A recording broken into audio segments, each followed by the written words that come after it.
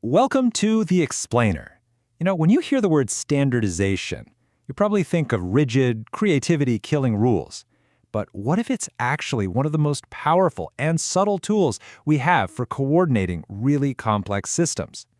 Today we're going to dig into how you can influence behavior and create order without having to control every single moving part. Okay, so if you've ever designed a database, you know the power of constraints and rules, right? A well-defined schema, foreign keys, triggers, they all bring order to the chaos. But what happens when a system, whether it's a huge organization or a massive software architecture, just gets too complex for that kind of direct control?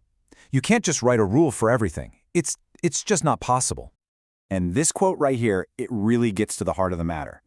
Great leaders and, hey, great system designers, they don't try to force a specific outcome. Instead, they focus on creating the conditions for success. It's all about shaping the environment, not micromanaging every single person or component within it. So, how do we actually do that? Well, we create those conditions by pulling three very distinct levers of coordination. Think of these as the main ways you can apply just enough constraint to guide a system toward where you want it to go, without having to dictate every single action along the way. And this gives us a really powerful framework. We've got three levers.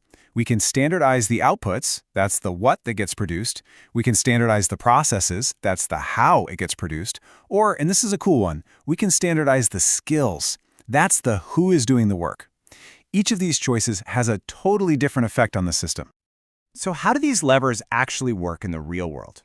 To make it super concrete, let's use an analogy that I think anyone in tech is going to know really well. The relational database. It is a perfect little microcosm of a coordinated system. First up, standardizing the outputs. This is all about defining the what. You create this clear, non-negotiable format for the result. The system honestly doesn't care how you generated the data, only that it perfectly fits the schema when you try to save it. And that, of course, guarantees consistency for anything that needs to read that data later on. Next, we've got standardizing the processes.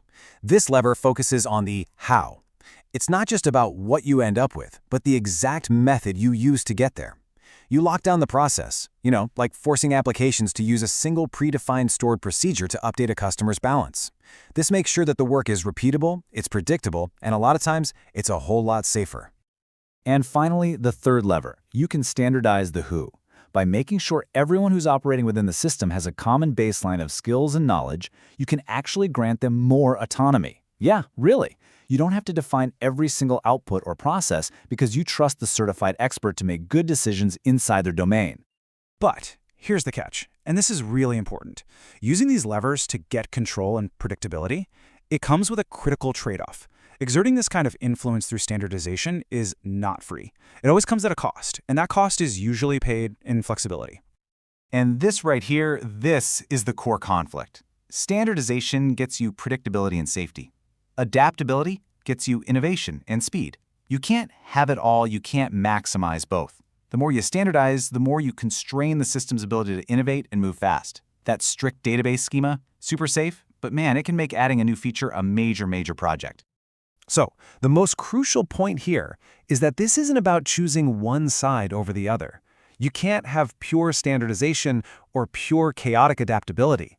It's about consciously designing the right balance for your specific system and what you're trying to achieve.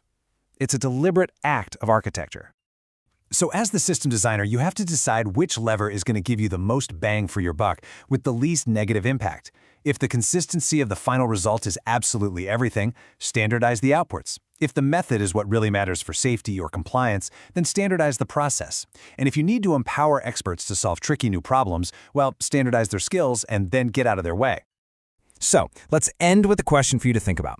Looking at your own work, your own systems, which of these three levers would you pull first? What's the most important condition you need to create for success? And which lever gets you there with the right trade-offs? Thanks for joining us for this explainer. If you found this framework useful, do us a favor and like, share, and subscribe for more explainers that break down complex ideas. We'll see you in the next one.